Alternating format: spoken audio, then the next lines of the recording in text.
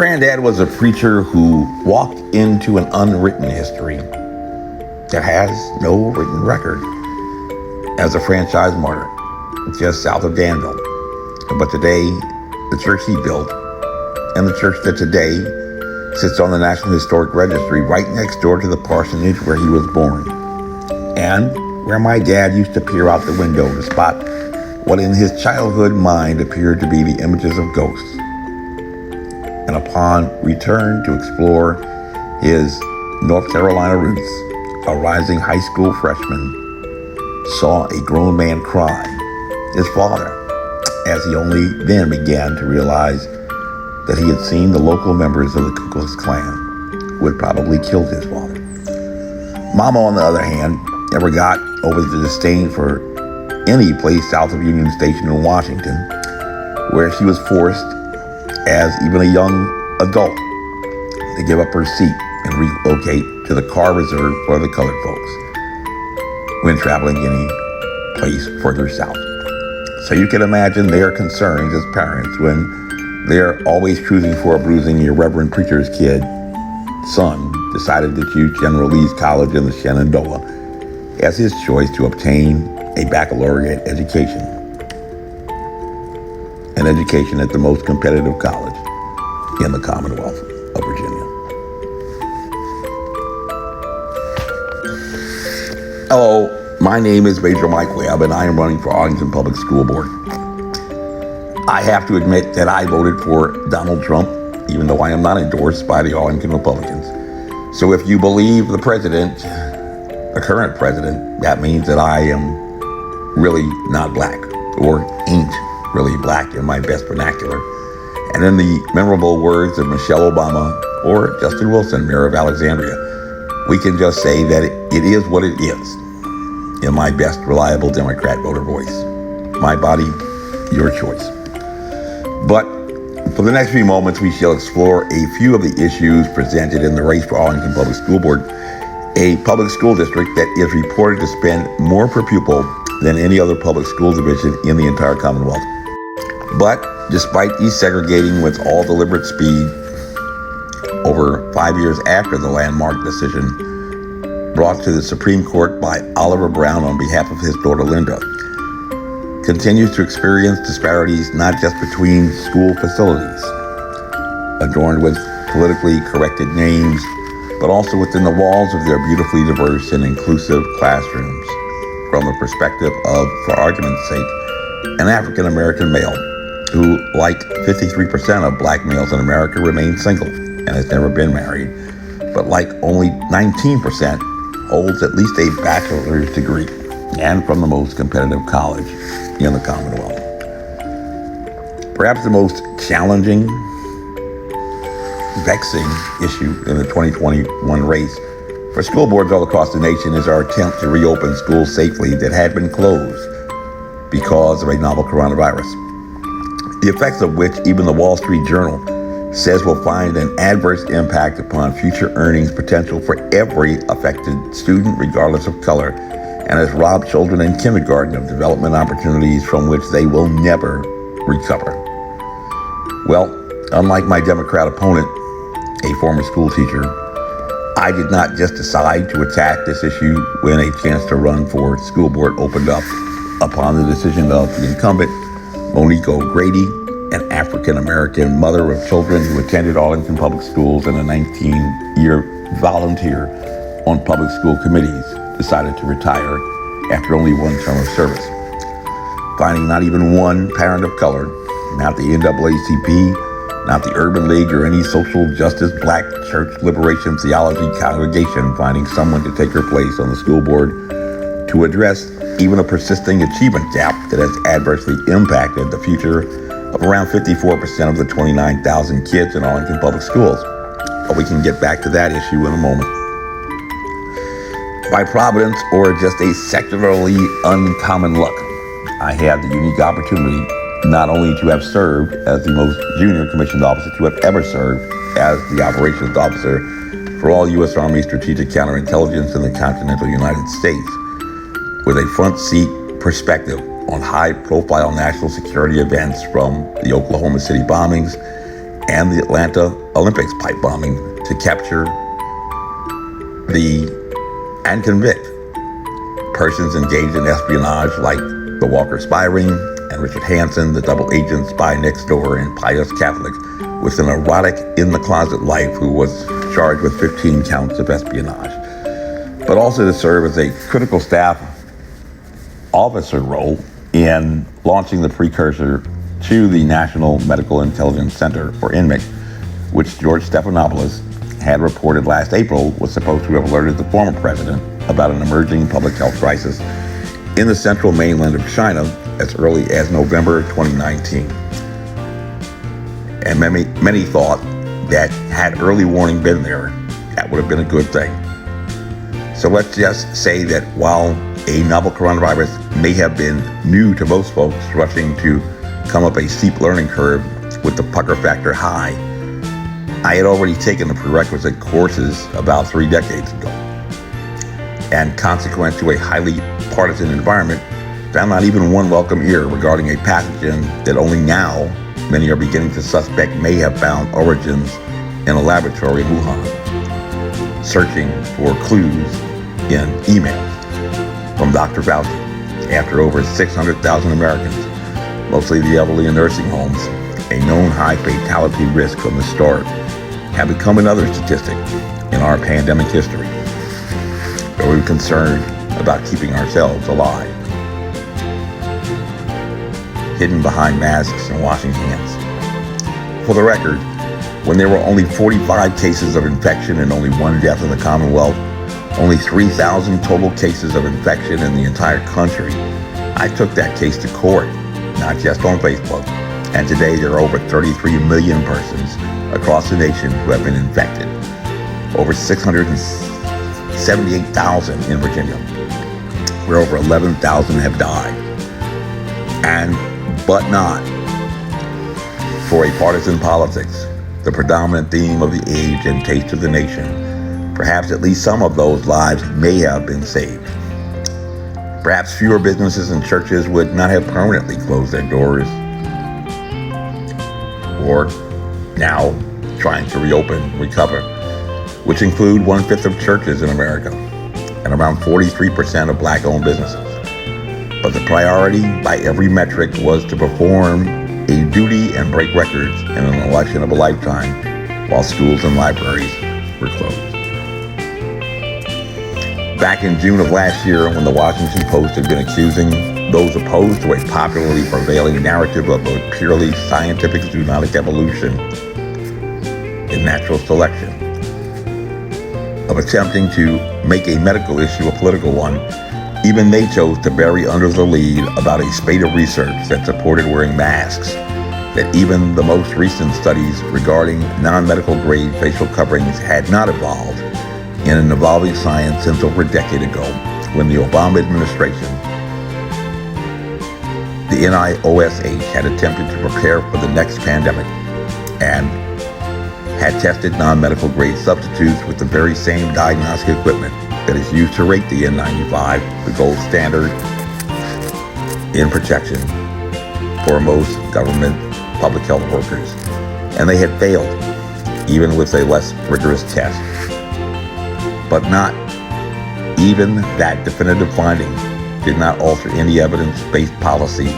And even today, if one is not vaccinated, he or she is mandated to wear a facial covering that science has established will not work.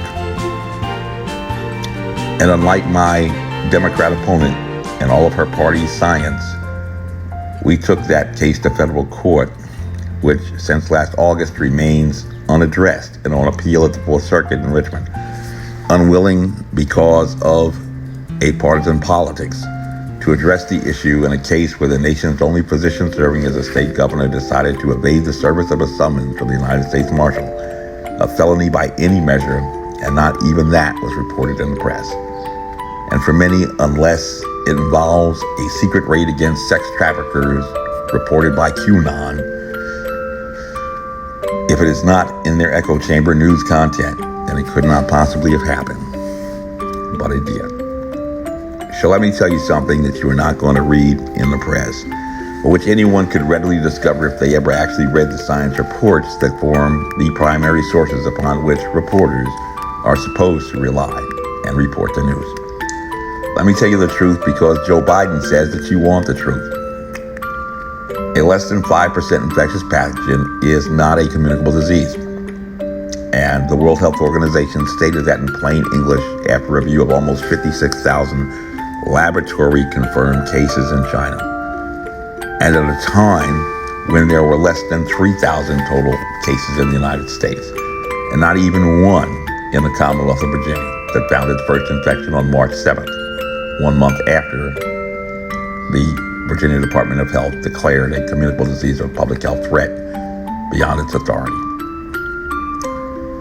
Nor did they find even one outbreak in China associated with any large social gatherings. But by March 15, 2020, large gatherings of over 100 persons throughout Virginia that were determined by public health authorities and the governor to be non-essential, including churches and schools, were closed and only recently began to reopen under reduced restrictions. Families were discouraged to partake in holiday gatherings, and elderly were left to die alone, separated even from family, with a disease that they could not give to anyone even if they tried. That is the power of a less than 5% infectious pathogen to infect you. The power of a pathogen with less than a 2% chance of killing you. But because the president told you that he needed you, as a loyal Democrat who never reads reports from science, you went out and got vaccinated, like over 55% of adults in Virginia, over 144,000 in Arlington alone, the home of the most government scientists in the nation, and ranked 14th for holders and graduate degrees. And somehow you broke records in 2020 to vote. Over 4.2 million voters in Virginia, and you're still alive to tell about it, having not died from a novel coronavirus. Let me tell you the truth. The government knows that COVID-19 is not a communicable disease, because neither the Emergency Use Authorization or the Defense Production Act could be used if a novel coronavirus was anything other than a biological agent being deployed as a weapon of terror. And since April 20th, the White House has refused to answer as to whether or not that information is classified or not. Information that it could only classify if the government owned COVID-19. And you would know that if you performed research instead of doing what you were told by your newsfeed. Let me tell you the truth. You cannot develop a vaccine to prevent infection if you do not know the infectious dose required to infect you. And even today, not even one scientist in the world has said that he or she knows that metric for COVID-19. And it is not that hard to determine, because science has been doing it through what is called Koch's postulate since 1870, when Robert Koch, the scientist who had discovered the virus that causes tuberculosis in 1832, had developed that methodology to validate causation and examining exactly how anthrax works. But there may be something that they don't want to know if they validated causation with COVID-19. It's a simple 4-step process that has not been done in over a year, just like tracer contacts, which CDC credits with being the key to resolving the Ebola virus outbreak in West Africa, and which the WHO had reiterated 3 times to their counterparts around the world to begin enhancing capabilities 3 times during their declaration of a public health emergency of international concern, or PHEIC, at the end of January 2020, when the CDC, with less than 3,000 cases in America, was claiming to have confirmed person-to-person transmission after examining only 1 case, a man and his cohabitating spouse,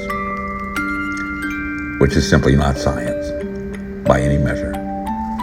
And getting back to an achievement gap, is that the teacher that you want to teach a black male with no strong male role models in a single-parent family that represent more than 75% of black families, knowing that 23% of black males never graduate from high school, knowing that 6% of working-age black males are in prison 3 times higher than any other demographic in the nation, 1/3 of young black males below the age of 25 across the nation.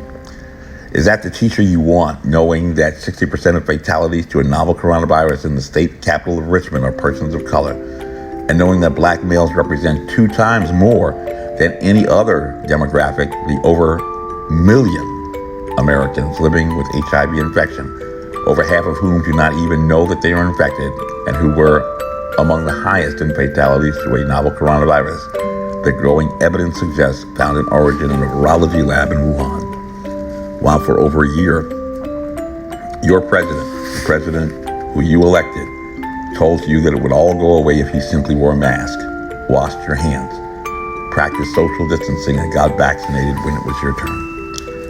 Is it enough to declare a holiday on the wrong day that slavery was abolished to obtain from you the endorsement of your franchise right guarantee for which my grandfather died? Is it enough to make promises to spend billions of dollars to finance HBCUs from which you probably will not graduate, but that will finance the salaries of persons who got their degrees, and tell you that you need to come to their proud HBCU, where on average less than 25% will graduate within only 4 years, while only almost 70% will never graduate and can only say that they went to college. Only 19% of black males ever graduate from any college. Almost 40% of teen homicides are black on black violence. Black boys killing black boys. There are more black babies being killed by abortions by their mothers in the city of New York than are being born. And so do a little math and try to figure out how long it may be before they become extinct. If homicides are outpacing college graduates, with 50% of black males who even get to college. According to statistics, African Americans are the persons with the most religious faith, and are actually closer in faith to evangelical Christians than their fellow Democrat voters. Do I have your attention? I know that you're interested. Have you made your decision for Christ? This briefing is unclassified. As you were, my name is Major Mike Webb, and by God, I am running for Arlington Public School Board. Let's keep Mike Webb away from our schools. Honest. Carry on.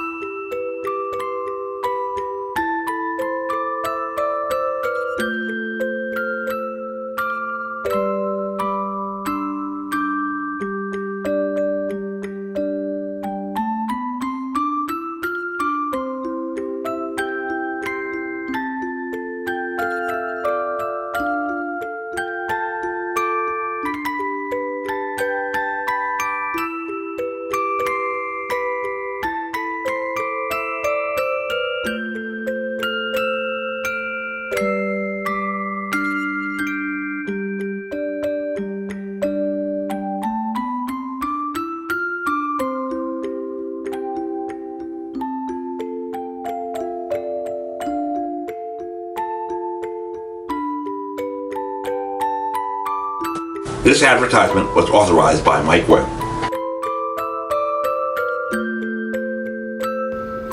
End of the day, I really don't give a damn. It's not my department. Honest.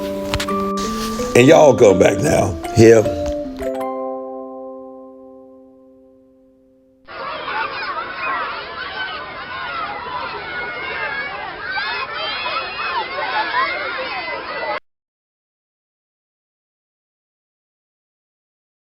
Honest.